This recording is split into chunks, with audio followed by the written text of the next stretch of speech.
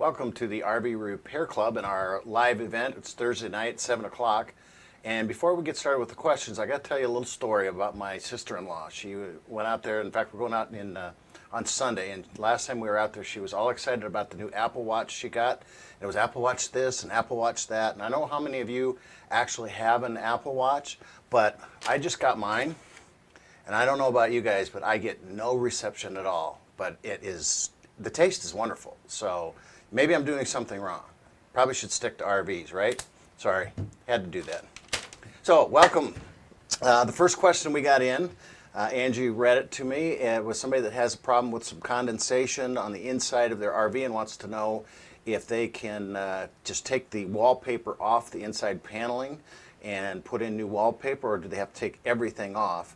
And it really depends on the severity of the damage that you have. And it probably wasn't from just condensation. I would say more than likely you have a roof to sidewall leak or you have a window leak. I think he might have mentioned that in the question as well a little bit. So the first thing I would recommend is to take the wallpaper off. It's usually BP or Pluswood, a couple of the companies that provide that paneling. And it is a Luan panel with usually a vinyl covering on the top of it. So I'd start by maybe trying to steam it off or take the wallpaper covering, get down to what the wood is like. Now, if your wood is deteriorated and starting to mold, then you're probably going to have to get in and do some extensive repairs, tearing the wood off, seeing what the styrofoam on the inside is like as well.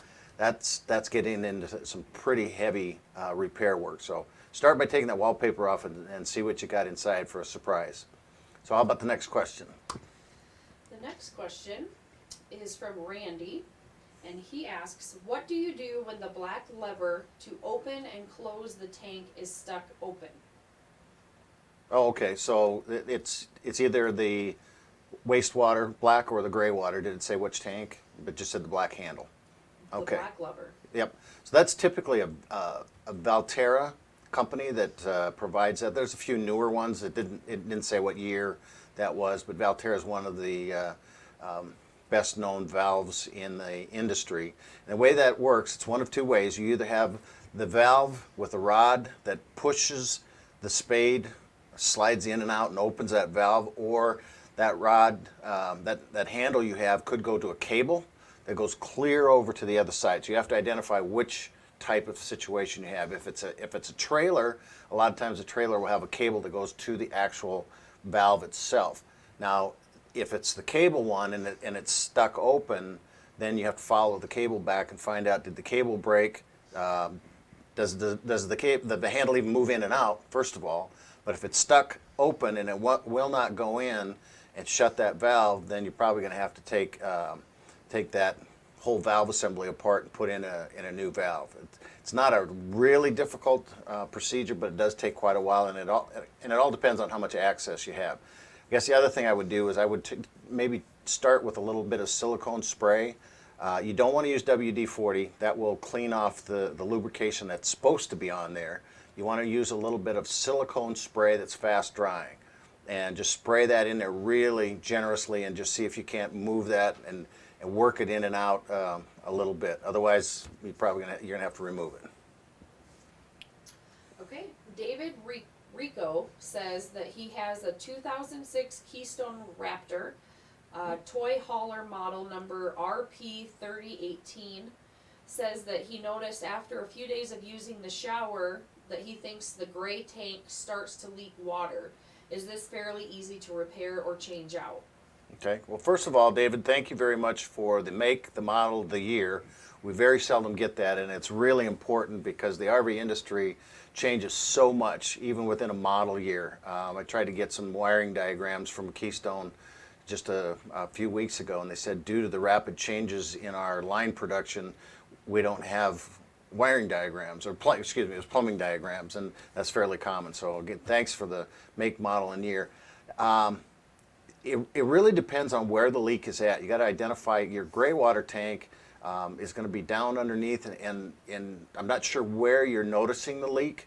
Is it somewhere that it's coming from in a compartment underneath somewhere? We did a lot of work on a 2014 toy hauler Raptor when we first started shooting a couple years ago.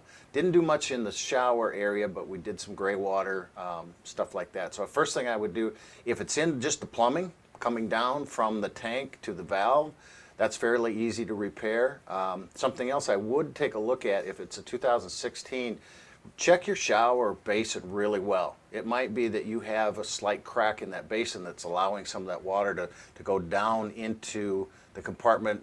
Usually a gray water tank is right underneath that shower, and then if you're seeing stuff coming off of that, then it's more the shower basin. So you're going to have to take that out. Typically, all that is a series of screws around the edge. You do have your drain pan in there, so check that shower basin really well. There are some products, you might not have to replace it. There are some products out in the market that you can actually coat that with, and it will seal it. All depends on the severity of the crack. So I would suggest inspect that shower pan very closely, and the edge too, where the wall panel comes down. Normally there's a lip on the shower pan, and the inside paneling goes into that. So it's not so critical to seal there because it's not going to make its way up and down. But if it's just butted together, it could be silicone around the edge. So some places to look for. Okay, May Joe asks, has anyone replaced carpet with vinyl floor? Has anyone repainted this RV? If so, where? Well, the first one, you get a lot of people that replace carpet with vinyl. Carpet, you get in and out from sand, from dirt that tears the carpet up. Most RV manufacturers put a very low-grade carpet in a very thin pad. If you have animals, the oil in the animal's skin mat that carpet down, and you know it looks like it's 100 years old in less than a year sometimes. Vinyl wears very well.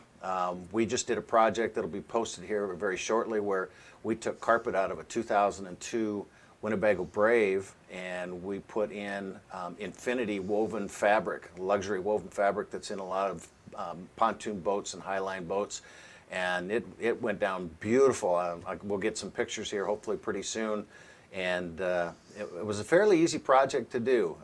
We had 2 slide rooms that we had to figure out how to get underneath it, and we found out a kind of an interesting way to do it. So yes, a lot of people change out carpet with vinyl. That's a good thing. Now you got to be careful if you're looking at changing into tile or wood, because your chassis is going to flex when you go down the road and you get uneven road and vibration. And when that chassis flexes, those tile and wood floor are going to have a tendency to move and pop. You get temperature changes, and if they don't float, you know, you got to get a good 7 mil wood laminate that interlocks and floats together. Tile, in my opinion, is just nothing but a headache. And we see it come back again and again, and people have problems with it. Even in the big boys, they're saying, oh, their chassis are, you know, such big chassis, there's very little vibration, airbags, and yet they're sitting back in rework 30-40% of the time. I've got a brother that's in inspection, and every time tile comes down the line, it's like, oh, here we go again. Somebody just doesn't learn their lesson, somebody forgets, and it's like, oh, we need to put it in. So anyway, vinyl's a good way to go. Okay, the second thing was, can anybody repaint? It says, has anybody repainted has this? anyone repainted this RV? If so, where? Okay.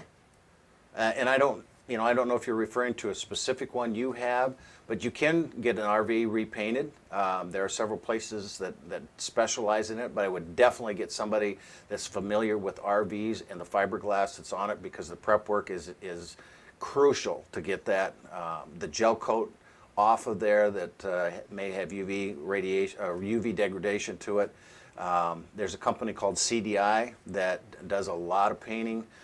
They've got a factory right next to a Forest City in Winnebago. They do retail painting. They're in Elkhart, all over the place, but make sure you get somebody that is RV specific experienced. And it's going to cost you a lot of money. 30-foot unit, we got an estimate on one that we've been working on over at CDI, and it was $12,000. Glenn asks how to adjust the tip out for the bed. You know, again, you need the make, model, and year of the RV, and it'd be good to have the mechanism type too. If it's a lot of times the bed RV slide rooms are cable slides, and the cable slide can be adjusted. If you go online, in fact, and look for our cable slide adjustment video, it will show that you go on the inside and you take off the decorative trim up above the top, and that's where your motor and your cables and your chain is at, and you can bring, they have a series of recommended adjustments. You can download and show if you need to bring the bottom in a little more, you need to bring the top in, whatever it's doing, there is an adjustment for that. If it's a hydraulic slide, I guess you don't see that a lot in bedroom ones, but there is some adjustments on the rams that come in and out.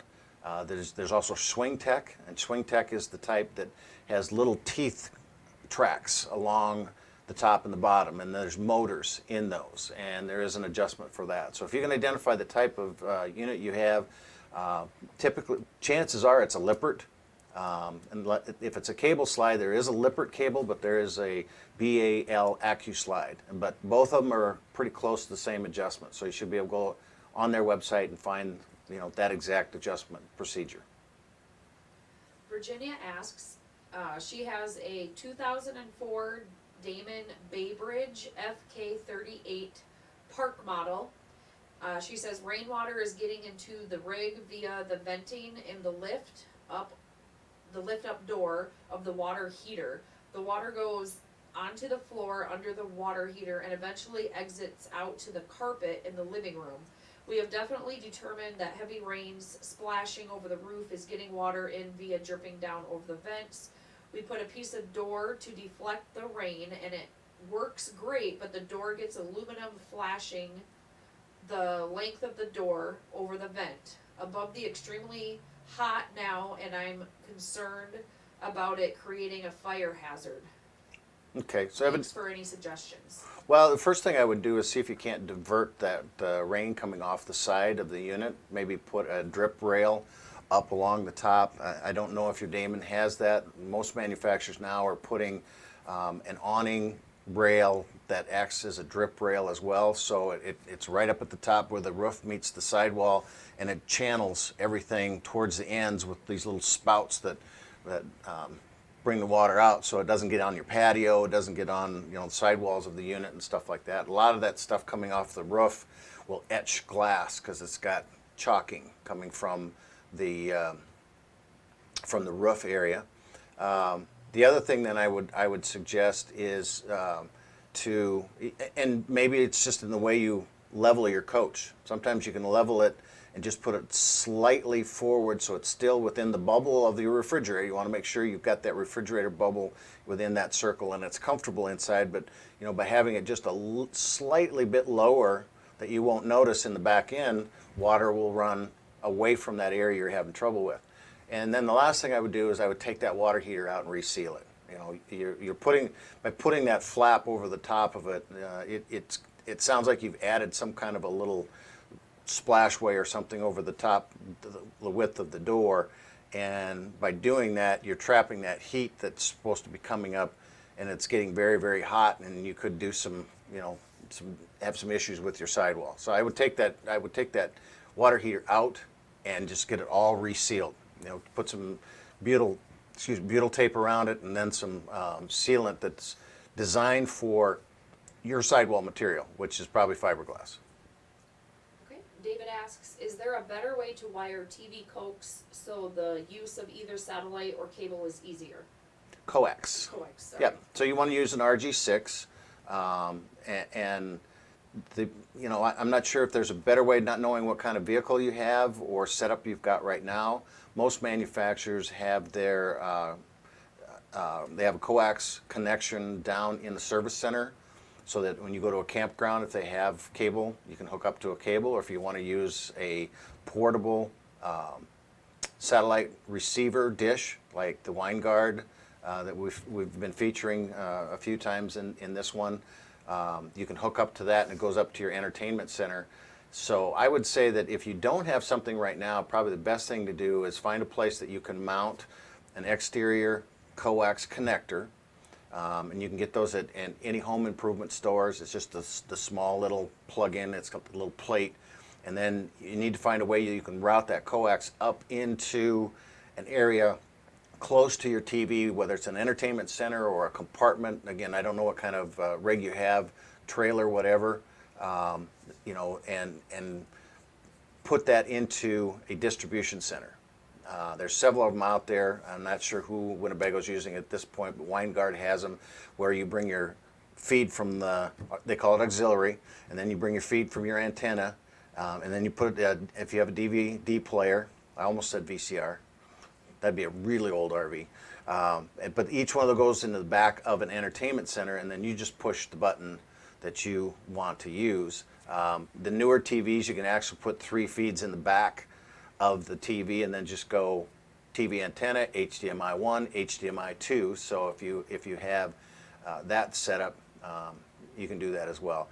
One thing that a lot of people will do if they want to move their TVs somewhere to a different location, or they want to add a satellite dish on the roof and it's not pre-wired for that, you can actually mount that dish and then get the little channel guards from a home improvement store and run your coax on the top of your roof and just put it in that channel, because it's got a sticky side that will just stick on the roof, so you'll have this little channel running, but you won't have loose coax sitting out there. And then just drill a hole in through a cabinet area or a front cap, making sure you know where all your wiring and stuff is at. You're not going through something critical, but then just run it inside and silicone it real well. All right, Steve asks, hi Dave. Hi, Steve. I have a diesel pusher. When I am running down the road, is it okay to run my Onan 7500 Quiet diesel to cool the motor home? So, sometimes the dash air is not enough. Yes. Yeah, we've done that for years. In fact, one of the things we used to do is we would run the back roof air, or excuse me, the back generator, run the roof air on the inside, and run the heater in the front when we go through some places like Gila Bend that was so hot, because then we get the heat out of the engine and we still keep kind of cool inside. So yeah, you can run the generator. What it's going to do is it's going to draw off your diesel tank, and you know, some people have in the past said, well, I like to run the generator and run the roof air because I get better fuel economy, and all the data that I've seen, all the tests show that it doesn't make any difference either way. And so yeah, you can supplement your air conditioning with that. What it'll also do is it'll run your refrigerator on 120 while you're running down the road, so you can shut your propane off and not use that. Alan asks, under the circuit breakers, I believe is the power inverter that sounds like a fan is running nonstop. The fan gets louder when lights are turned on and gets quieter as the lights are turned off. Is there a potential problem with it? Just started in the last few weeks. Okay. No, because here's your typical. You've got something probably similar to this. It's got the little door on the front. We'll take this. Your 12 volt fuses, and then here is the converter on this one. So I think he said inverter, did he, or converter? I think inverter. Okay. So there's 2 ways you can do this. This distribution center is called an all-in-one. So it's got the circuit breakers, and 120 volt comes in here. My power Converter. Okay. Okay. So this is a converter. And what it does is it gets a 120 volt lead that goes into here, powers it, and then it charges your batteries. And so it's all temperature driven. So there's a temperature sensor in there that says I need to be this, and usually it's a multi-stage fan. So when your converter's not working, meaning your battery's charged up to 16.6 or excuse me 12.6 volts, this won't dump voltage in. So you probably have temperature just enough to say, hey, I need a little bit of cool in here, because this is all contained with this in the front of it, and you know you may have something kind of in the way that it's not venting. When you turn your lights on, draws your batteries down. Batteries hit 10.6. This kicks in 14.6, and it says, "Wee! I really need to keep this cool." So that's typical. The newer ones are a lot quieter. Did he say what year it was? Okay. You know, the newer ones and some of the progressive dynamics, now they've actually separated the converter over into an area that's away from a living room area and it's a lot quieter, you don't hear it. The fan doesn't run because it's in a little more cooler area, sometimes even down in the basement of a motorhome. So, you know, check out the type of distribution center you have, and that is pretty typical. It also might be getting a little old and that fan starts to squeal a little bit. That's not uncommon either. Okay, Julie asks, when it comes to external ladders on your RV, what do you use?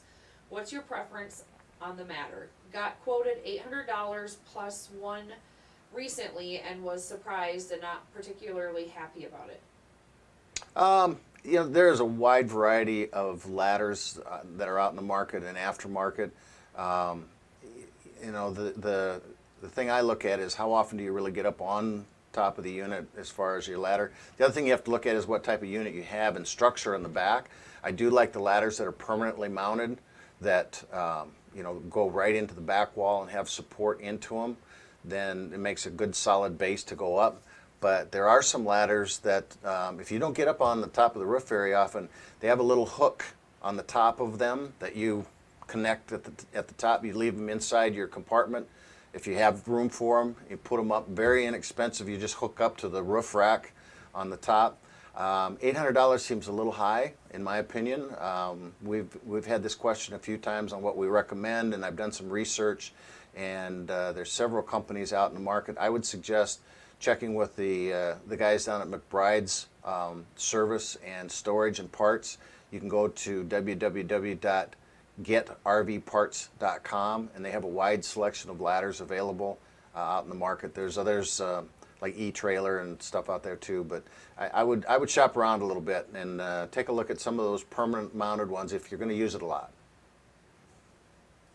Kevin asked, I am interested in trying lithium batteries, G24 swap, same amp hours and voltage. My Airstream has a charger, converter, and inverter. Is there any issues to be concerned with? Well, the only issues with lithium is they're very, very expensive, and the only reason you would go to those is that you're going to do a lot of dry camping, and they are less prone to sulfation. I would say that if you were to get a good lead acid battery and a good charger that conditions those batteries, you know, they would last not quite as long as lithium. That's obvious, but you know, the money for the usage is something you have to determine yourself. You know, I would do a little bit more research and check out some of the Lifeline AGMs that are out there, you know, and compare the lithium to the lead acid to the AGMs. And the AGMs are absorbed glass mat, and they don't give you any more amp hours. All three of them are going to give you the same thing. They're just going to last a whole lot longer. And the lithiums, you know, do generally have higher amp hours that are available, but they have a much higher price. You're seeing a lot of the road trucks putting those in because the lithiums have the power to even run an air conditioner for 2 to 3 hours before they drain down, and then they have an auto restart on the actual engine to recharge the batteries. So again, identify how much you're really going to be dry camping, and I would go to Lifeline and just kind of research those a little bit. Okay. So then we have Richard, and he asks, have surging on adjustable foot pedal goes away on cruise? Any clue what's going on? Charlie horses? No. Well, and again, we get back to make, model, year of the rig. I'm assuming if you got an adjustable pedal, it's probably a diesel pusher, maybe on a Freightliner chassis. It could be on a Monaco chassis. There's a variety of things that are out there. You know, that one I would say it's really hard to diagnose without getting in and just seeing what speed is it doing at. Is it during deceleration?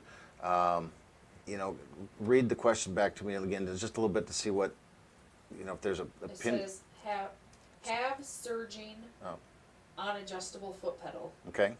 Goes away on cruise. Okay. Any clue what's going on? Okay. That's it. Goes away on cruise. So, you know, it has to be. If it was on cruise, I would say it's more. I've seen that on a servo on a cruise control program, but I haven't really seen it on, you know, just a regular operation one. So I guess that's something that, you know, we have to do a little bit more research on. You know, if you post it to our Facebook page or one of the social medias, and I can and get me the make and the model of the chassis.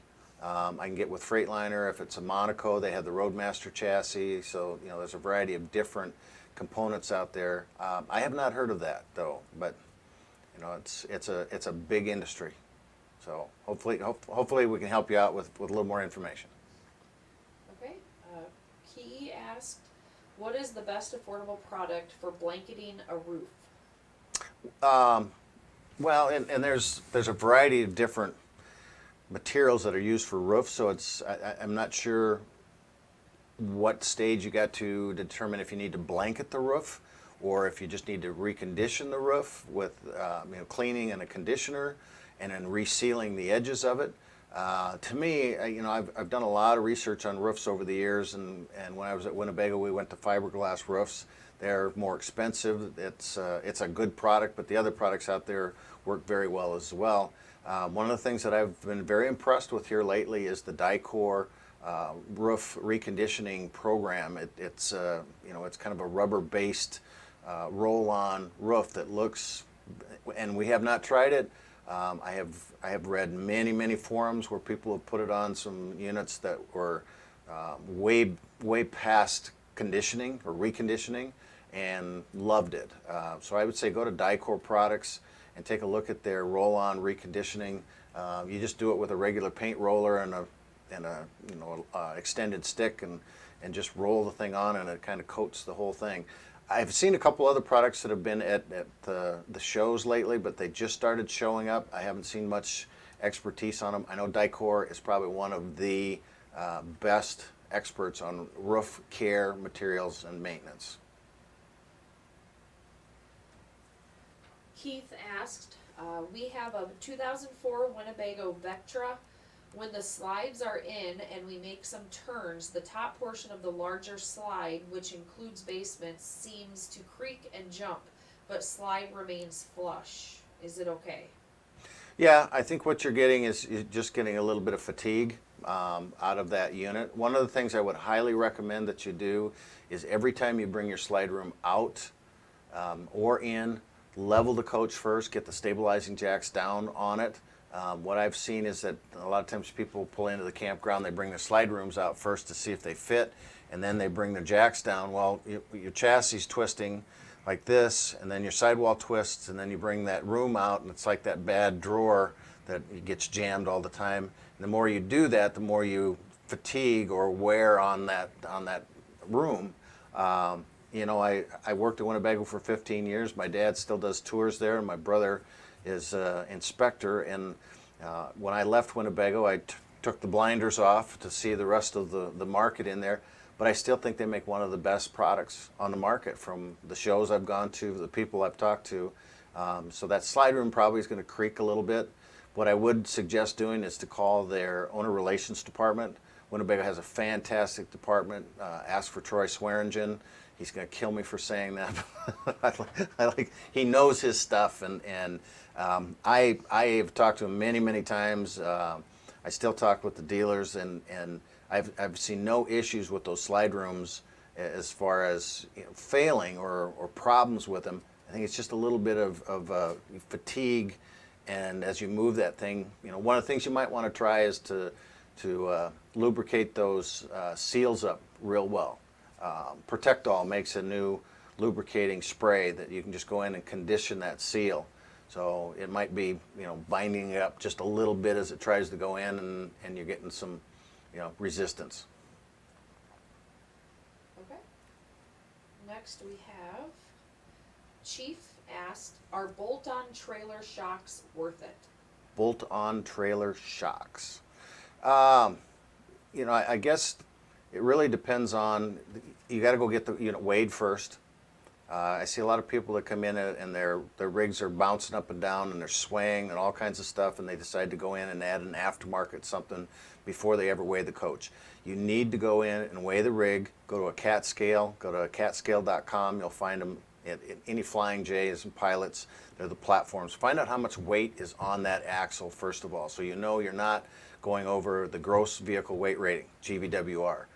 Putting shocks on something that's over a gross vehicle weight rating is not going to do any good. You're just going to have troubles going down the road. If you're putting shocks on for a sagging unit, then I guess I would look again at the weight first of all. But you know, is it the fact that do you have a leaf spring system? Do you have a bolt-on system? You know, I would say you're probably getting a lot of bouncing going down the road.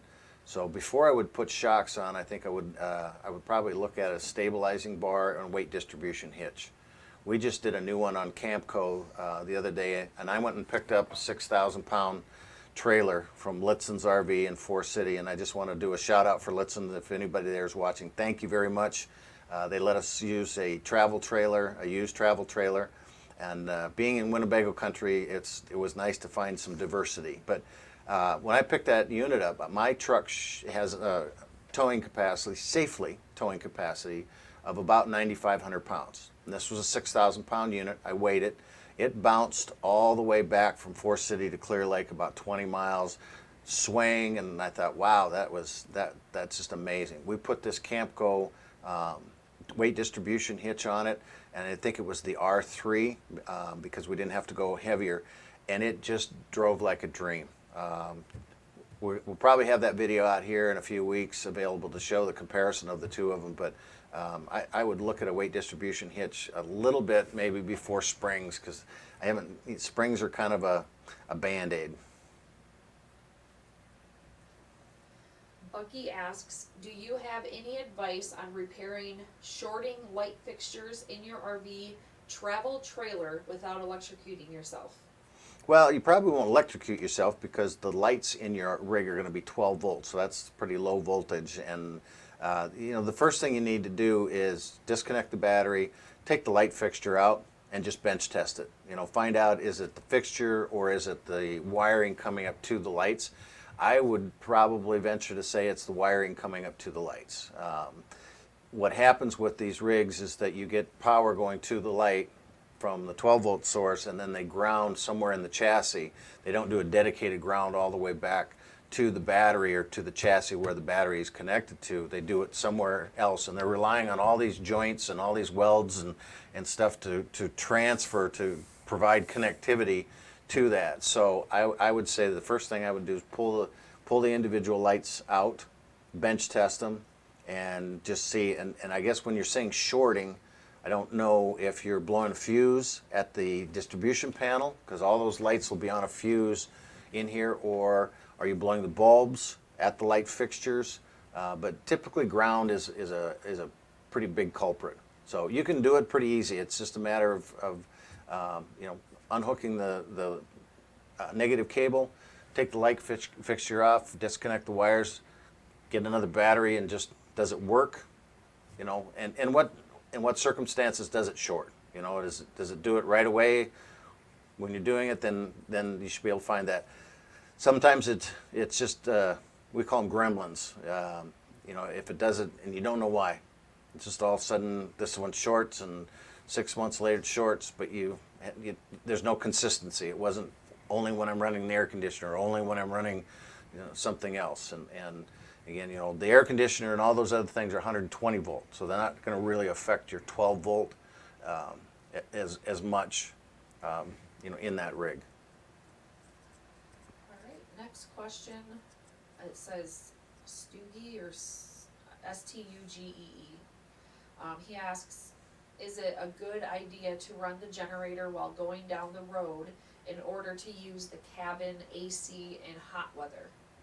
We had that question earlier, yeah. And it's fine. You know, you can run that generator running down the road. It's just going to consume more fuel as you're doing it, but it will help assist that roof air, especially if you have people, or excuse me, the dash air, especially if you have people inside the cabin area. A lot of times those dash airs won't get too much past the driver and passenger, so it gets pretty stuffy through the backside. So you can run the generator, run that roof air conditioner. What I see a lot of people do is they like to buy the fantastic vent cover, and that way you can have your vent open. It covers up, so when you're going down the road, you can exhaust air inside too, and it helps draw that stale air from the cabin area or from the your passenger's living room area up and out, and keeps it cooler. Roger asks, any tips for choosing the best appliances for your RV if you're upgrading the interior? Well, one of the things that I highly recommend is that you look at appliances that are being used in RVs kind of on a regular basis now. Appliances that are made for RVs. I do like the absorption refrigerator, whether it's Dometic or Norcold, because I have the option of running on LP when I'm boondocking, or 120 volt power. The challenge you get with residential appliances is they are not made for what an RV goes through. First of all, you got road vibration when you're driving down the road. If anybody's driven across Minnesota on Interstate 90, you have to have a pretty strong set of appliances that aren't going to bang all over the place. That is a very rough road. They also can't take the temperature changes that you're going to get in an RV. Think about it. We're up in the north central Midwest, or northern Iowa. It got down for 3 weeks, 20 below zero. We store our RVs, we just let them sit. They get down to 20 below, and then it gets up to 30 degrees, and then in the summertime it gets up to 110, and then inside that RV could get into 120, 130 degrees. And then we jump in, we start them up, we go down the road. So TVs, microwaves, some of those delicate components in the, especially microprocessors in those appliances just can't take that kind of jolting and temperature changes. They've had a lot of success with the Sonys. The LGs have been very good. They're solid state, and they seem to hold up really well. When you get into microwaves and stuff like that, there's a lot of cheap stuff on the market. I would say it's worth it to spend a little bit more money and walk around a show sometime or a dealer lot at some point and take a look at the appliances that are used inside those RVs. Most of the manufacturers, you get into the guys that have been in the business for a long time, the Fleetwoods, the Monacos, the Tiffins, the Winnebagos, the Jaycos, those guys have at some point in time used cheap appliances because somebody else was using them and had problems. So what you see they're using now, those guys don't want to warrant that stuff on a daily basis. JC asked, our Dinosaur 1978 motorhome has 2 fuel tanks. The larger one for the engine seems to pump into the smaller one sometimes. There is a sudden drop on the fuel gauge of about 1/4 of a tank. If we leave the engine running while filling the big tank, fuel comes pouring out of the little tank. Do you know why? Boy, that one I do not. I'm not familiar with that old of a coach. 78, I'm assuming it's a Chevy chassis. I guess, to provide more information, we definitely need the make, the model of the chassis. It could be a Class C. He didn't say what, style. If it's 2 tanks, typically that's going to be a Class A motorhome. They have a changeover valve in those that once you get to the point where it gets to a certain spot, and one of those tanks probably has a generator tapped into it at a certain height, so you can't run the generator, run that unit down below it. So, if it gets to a certain level, it may switch over. I don't know. I guess I would start with by looking at that changeover valve, and again, if you can give me the make and the model, and you did say 1978, Yep. But if it's a P30 chassis, we can probably do a little more research on it. If I can get the model. If it's a Winnebago, I would definitely say call Owner Relations. I know the guys. There's 2 guys in there that they were Dinosaur trainers pretty much, so I think they would know that. Okay, Sam has just a unique question here. Okay. Speaking of Winnebagos, have you ever seen the movie Spaceballs? I have seen the movie Now Spaceballs. that's an RV. That's an RV, and that John Candy was in that, and it was a Mel Brooks movie, and we actually had the Winnebago with the big wings at the rally grounds after the show ran its course. The movie ran its course, and for I think it was one of the Grand National rallies. We had the unit sitting there. Now another one was Space Mountain, if you remember that. Space Mountain had a Mini Winnie was the star, and that flew around as well. So thank goodness Robin Williams didn't use the Winnebago in his. All right. Next one is Jerry. I have a rubber roof on my RV and tried to attach solar panels with well nuts as suggested in the solar company's instructions, and the well nuts pulled out. Any suggestions on how to attach the solar panels to the rubber roof? Yeah, the challenge you're going to have is that you don't have a whole lot of structure in that roof material until you get down to a certain point. The way that roof is going to be manufactured is you're going to have the rubber membrane right underneath it. You've got about an 1/8 inch Luan panel, and then you have block foam, styrofoam, and then another Luan panel on the inside of it. By putting those well nuts in, all you're going into is 8-inch thick Luan, and that's some of the issues I've seen with some of these companies that all of a sudden jump into the RV industry and they use boat technology or house technology or business technology or instructions, I guess, and say, oh yeah, it'll work here, and they install it and say, oh, we've done several of these, but yet when it fails, they don't go back to them because they're 3,000 miles away at points. You need to find some place that's got some structure to go into, and in the roof there's not a whole lot of framework. There's a perimeter framework that's built around it, and then you see occasional metal, aluminum rails in there. So one of the things you could do is just take a stud finder, see if you can find where one of those aluminum rails go through. The other thing that I recommend to do is to sandwich all the way through the roof.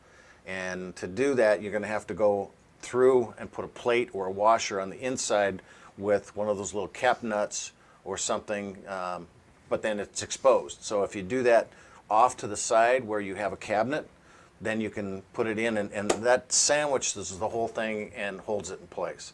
So yeah, just putting those little well nuts in a 1/8 inch thing does not work real well. I have seen where some people have put those in, but they've run a lot of silicone and squished the panel down. But most of those panels sit up a little more than, they don't sit flush. So it depends on the panel. Larry asked, my RV is an old 30 amp Class A. I am looking at options that will allow me to run both ACs during hot summer months. I have looked at changing the panel to 50 amp, using a 50 amp to 30 and 20 amp splitter, or just running a separate 20 amp circuit and auto transfer switch to the rear AC connections from the generator box. Do you have a preference, or is this the wrong approach? Well, if you have an onboard generator, then you should be able to run both roof air conditioners from that generator if it's large enough. What did he say? What year it was again?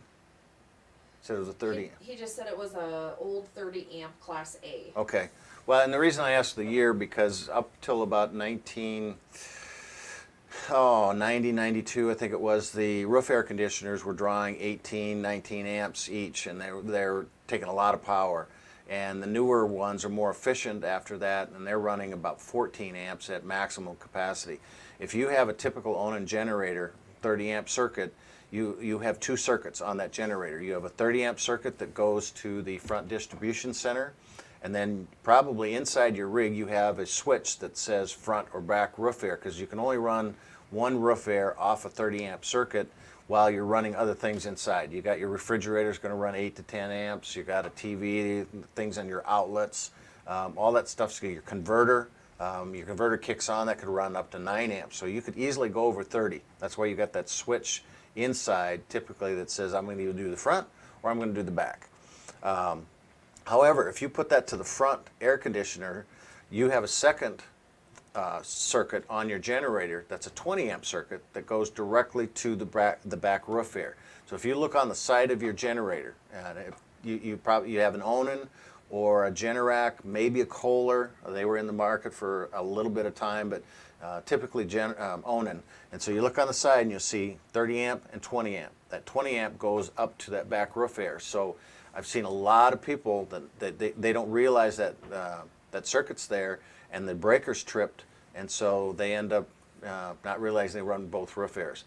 If you don't have that circuit wired directly to the roof air, I'd say that's a better way to do it. Otherwise, I would probably look, your cheaper and safest way to do it would be to upgrade to 50 amp and just, get a 50 amp distribution center, wire a second roof air into that circuit, because you got two legs coming in with 50 amp and you'll have plenty of power. You start getting into the switchers and all that other stuff, then you're getting a lot more complicated. And a lot more than I can show you with just this. That's the frustration of this. I try to bring enough props and then I don't always get anything in it. In fact, I haven't used any of these. Yeah, I'll use this one. Yeah. Okay. Next question is from Cassidy. I have a 2008 Eagle camper by Jayco. The kitchen sink is clogged. I took off the P-trap and problem is not there. Need help. Okay. If it's not in the P-trap, you have to go further. Then what I would recommend is go down to Home Improvement Store, Ace Hardware, something like that, and get a manual snake, it's called. And all it is it's a long piece of plastic that has these teeth along the outside edge of it. And just take that snake, now that you got the P-trap down, and find out where does that go to. The problem with kitchen sinks is that we have a tendency to wash off the greasy pans and stuff like that, and the grease forms in there. The other thing you do is just run some Drano through it. Get a good clog product that's out in the market, because those are safe for plastic pipes. Now you don't want to let it set too long in your gray water tank, because when it gets down towards the valves, then it could eat at the rubber gasket of the valve itself. So make sure you got a lot of water in your gray water tank, but then just put that down, because they recommend letting it sit for about a half an hour and then flushing it out. Drain your tank really, really good. But start with that snake. You think about it now as most of your plumbing in residential homes is plastic. Same plastic used in this stuff. So those products are still safe. But start with that snake, see how far you can get with that. They come in various different lengths, and you should be able to figure out what's clogging that up. John Now asks. I'm going to add one more thing I just thought about too, and I guess not seeing the clog, is it that it's not draining fast enough? And if that's the case, you might have a vent problem where your vent's plugged, because you got a vent up on the top. Some of them are cheater vents underneath the cabinets. Take a look at the video that talks about identifying odors in the sewage system. You'll see that cheater pipe, but make sure your vent at the top of your RV is open, because if you don't have that open air, you're going to create a vacuum and it will not drain. That's a universal sign for drain. John asked, I'm installing a residential refrigerator in my 2004 Pace Aero. Okay. I was just wondering what to do with the 12 volt or 12V wires that will be left behind. I would say disconnect them at the distribution center and then just tie them up. Pull the fuse off of that spot. You'll have it like this one here. I don't have my glasses. Oh, we don't have a 12 volt fuse on this side. So just pull that fuse, and those wires will be dead. You can pull the wires if you want to, but that's kind of a waste of time really. But by pulling that, just take those wires, tie them up, get them out of the way. You will have no power there.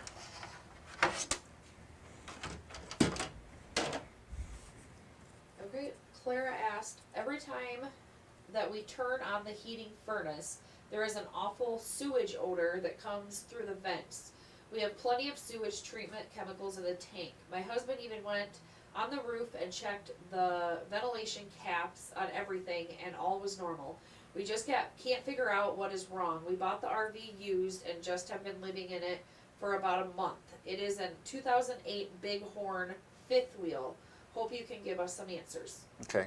The first thing I would do is get the furnace checked out. The way the furnace operates is that when your thermostat calls for heat, it's going to start the blower motor inside, and first thing it does is it pulls interior heat, air circulating through, and it lifts the sail switch to say, okay, I got enough air flow going through here, go ahead and light. In the meantime, you've got an interior blower motor that's going through your burner chamber that's pushing air. It's pulling air from the outside vent through the burner chamber out to the outside, and what that's doing is cleaning out all the old LP gas that might be sitting in that burner assembly. Now, if your burner assembly is got a crack in it, it's starting to rust, when that fan starts it off, then it's going to blow into your living room assembly, your blower assembly, and it's going to pull it inside. So what you might be thinking is sewage smell is actually propane, because a lot of times the two could be very close in small propane amounts. So I would really check, and it's probably low enough that it won't trigger the LP leak detector, but just enough to give that little bit of rotten egg kind of sewage smell. So that's the first thing I would check. The next thing I would check is then probably a cheater vent.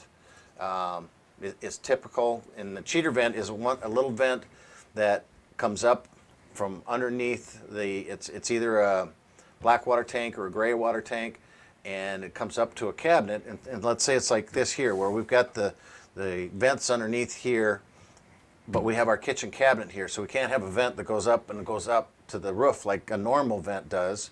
So they put this little cap on that's supposed to have a bladder that allows it to pull air in and get rid of the vacuum. But when that goes bad, then the sewage comes into the inside. Check out the video that we have on finding a sewer odor inside your rig, and you'll see where that cheater vent's at. So if that's starting to get a little bit of sewage in there, and you have you're blowing air through there to get interior air take to come in, then it's going to open up a sewer smell inside. Deb asked, the LED overhead lighting in our MH, I assume motorhome, is annoying unless we need it for a task. Is there such a thing as dimmer switches for RV lights? Yes, there are dimmer switches, and there's different.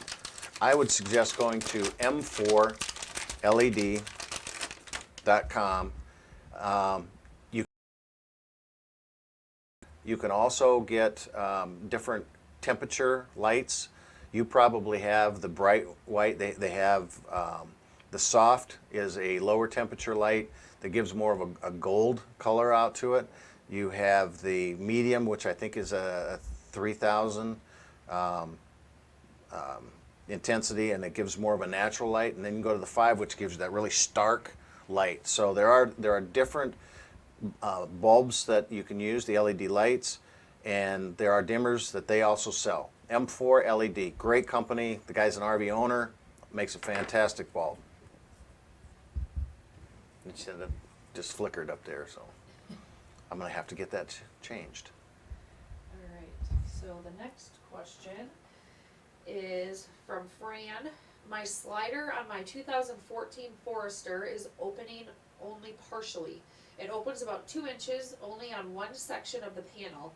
I checked the fuses. When I remove one fuse, the light next to it lights up, and when I pull the second fuse, the fuse is good, the light does not come on. Does this mean there's a short in the wire or something else? I checked to see if there's any blockage, and nothing appears to be.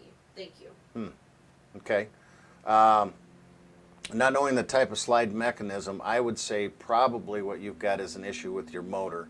And the thing I would start by finding where the motor is located at. If it's a hydraulic slide, and she didn't say the make and model of the RV, did she? Forest River. 2014 Forester. Forester, but not the. That's all. Okay, but if it's a hydraulic slide, you'll have a motor that's tied to hydraulic jacks. If you have those with it, otherwise it's going to be in its own compartment. I would check the fluid in that first, and then I would do an override On the top of that motor, there should be a little sticker that you can pull off, and then there's a Torx or a hex slot in there, and then you take basically a cordless screwdriver and put that same matching hex in, and you can override and manually bring it in and out. So is it the mechanism? Is it the motor? Is it the power going to it?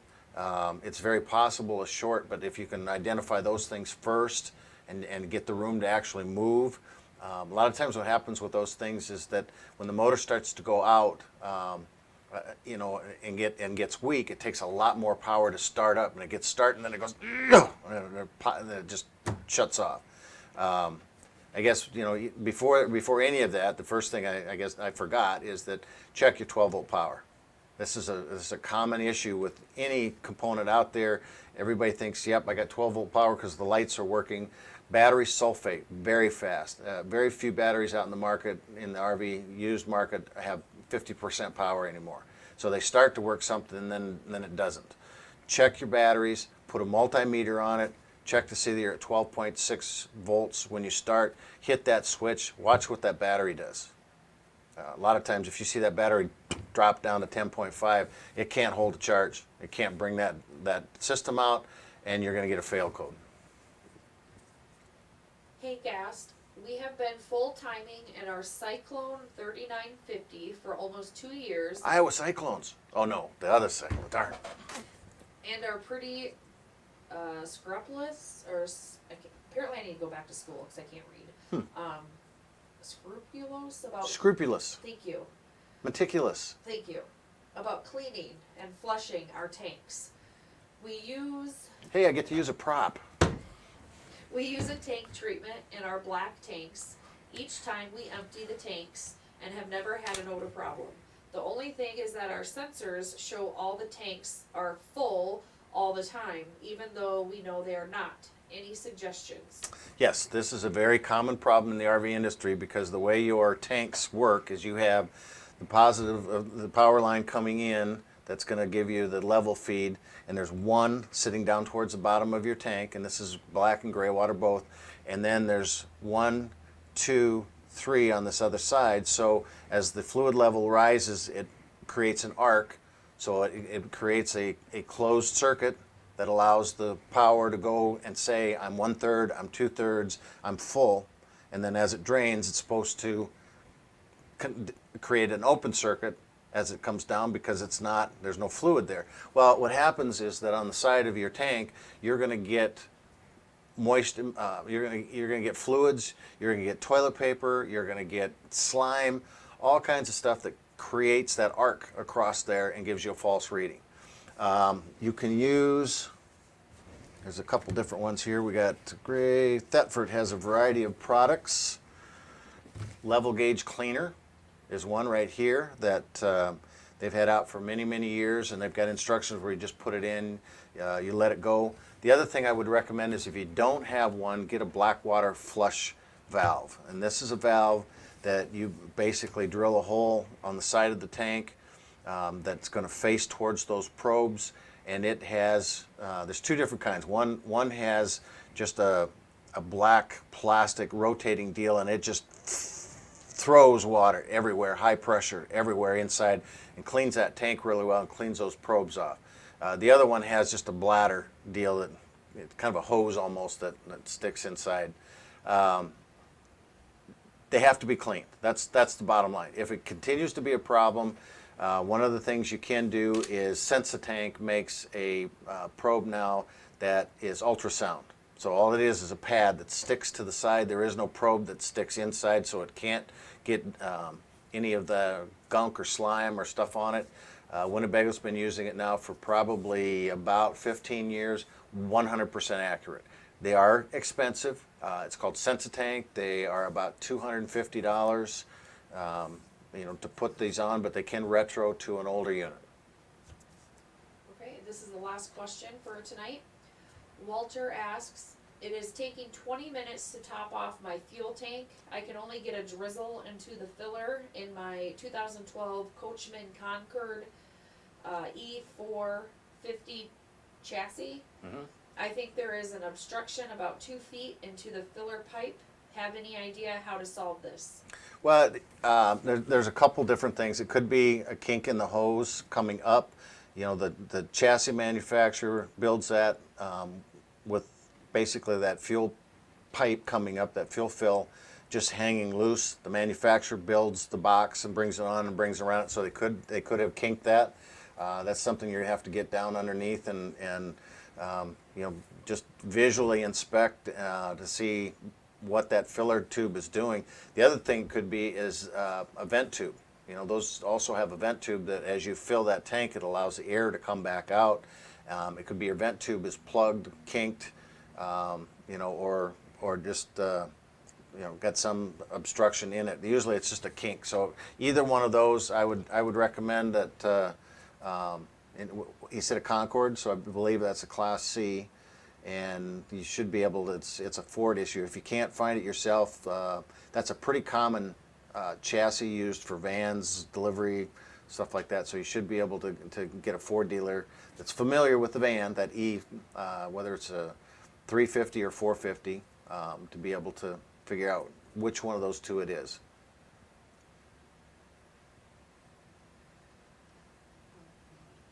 Is that it? Okay. All right. Well, I appreciate everybody coming out. I hope we had some good answers for you. I do think with that Freightliner one, there's a couple of those that we weren't able to get too far into, but if you can provide a little more information on the site, we'll do some more research on it, and we'll look forward to seeing you next month. We've had good weather now finally here this last few weeks in Iowa. It's hard to believe 4 weeks ago from today we were snow blowing 12 inches of snow, and today it was 80 degrees. So somewhere in the middle would be kind of nice, 65 maybe. So happy RVing, have a great Memorial weekend, and appreciate you coming out.